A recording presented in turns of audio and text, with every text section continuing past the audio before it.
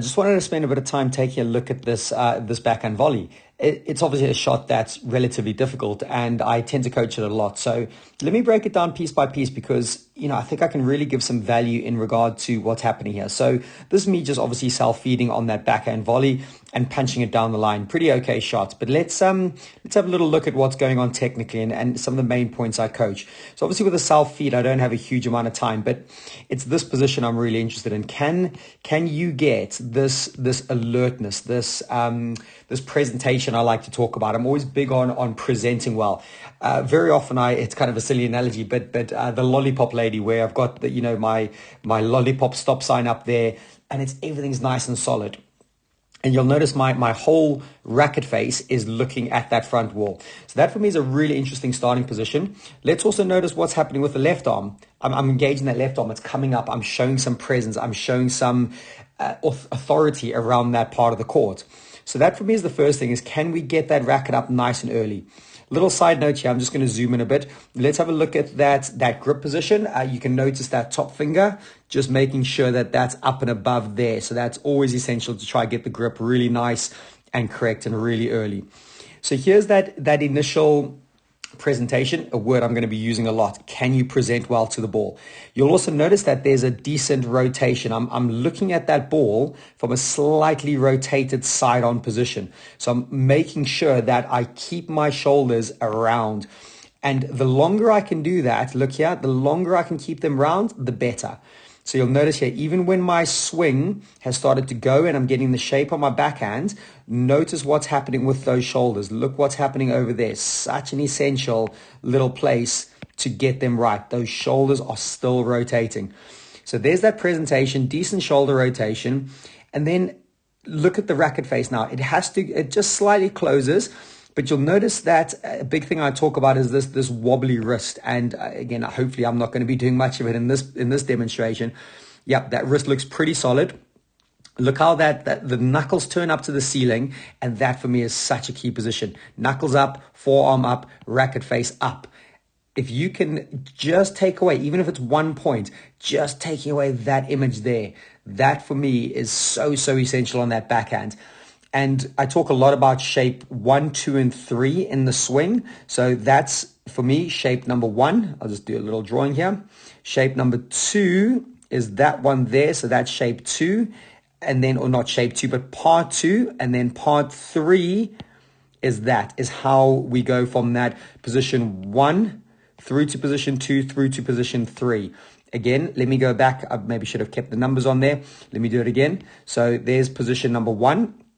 Position number 2 is where it drops in the horizontal there. And then position 3, the forearm rolls and makes contact around about there. So again, if I just go around there, 1, 2, 3. Again, 1, 2, 3. Super essential to try and get that right.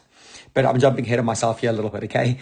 So again, shoulder rotation, getting that racket, dropping to the horizontal. That's that position 2. And then look at how the racket head goes upwards a little bit there. It goes from that horizontal position where the strings are looking at the ceiling at that point. And then when I hit the ball, look how the strings, hard to draw on this, but look how the strings slightly roll into that position. I've got to make contact with a relatively flat racket face. It's definitely open, right? But I can't make contact there, can I? If I make contact there, I'm just going to be underslicing the ball. It's just going to disappear up. I'm not transferring any of my body weight into the shot. So with that horizontal position, rolling into that, that slightly more upright position, notice how that arm is locked out. Notice how there's good spacing. I've got like decent spacing over there. I'm starting to unwind my shoulders now, aren't I? So just have a look at my shoulders and my hips there at that moment. Shoulders and hips. I'm transferring in. One of the big side notes I always talk about. Let's look at that back foot. Back foot drags. I'm transferring all I can into that ball. I'm punching that ball, getting my weight transfer in, but nice reaching all from that position there. One other thing to notice, look at the quality of the lunge. It's going forward at a 45, not quite 45 degree angle, but it's trying to transfer. A lot of common faults is that lunge goes sideways, sometimes even backwards to that backhand volley. There's no way you can transfer your weight into it. I mentioned this at the start. So look at that left hand as well. It's involved. Watch the left hand now. Look at how the left hand then comes out and finishes with that little bit of balance. Okay, so there we go. I'm going to talk a couple more little points here. Let's have a little notice at that weight transfer through the contact point. Look at my racket head there. It naturally goes down a little bit. That's part of the swing, but I just try pop it back up. I just try bring it back up to give it that little bit of punch. Really important to pay attention to where that follow through goes, making sure it's ending up in a good position, transferring that weight, popping it up, sending that ball long. Again, common fault is the ball gets hit, gets dragged, and it gets left down there somewhere. And what that does to the ball, it just drags it short, maybe lands at half court. Your opponent can get in front and then attack you. But you notice that I send that ball long. And then maybe a final couple of little points. Look at that back foot slide. Look at how, I talk a lot about this.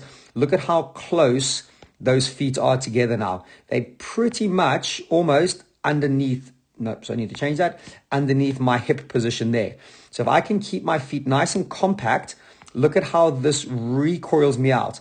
I'm now pushing off the right foot, rolling backwards onto the left foot. Look at how on that left foot, I'm going back onto my toe there, and then I can walk back to the tee and dominate. I'm not going back to dominate. I'm just finishing my shot, but there's such a naturalness. I think I've done it for so many years, naturalness to hit, punch that ball through and be able to comfortably roll out, ideally sending that ball long and dominating that tee position. So hopefully a lot of like really interesting little points here that you can take away from, reflect on your backhand. Even if you just take one of these points, I think I've probably given you 7, 8, 9 different points here to think about. See if you can identify what points in your backhand volley are letting you down, linked into what you know now and what I've shown you now and how I've broken it down.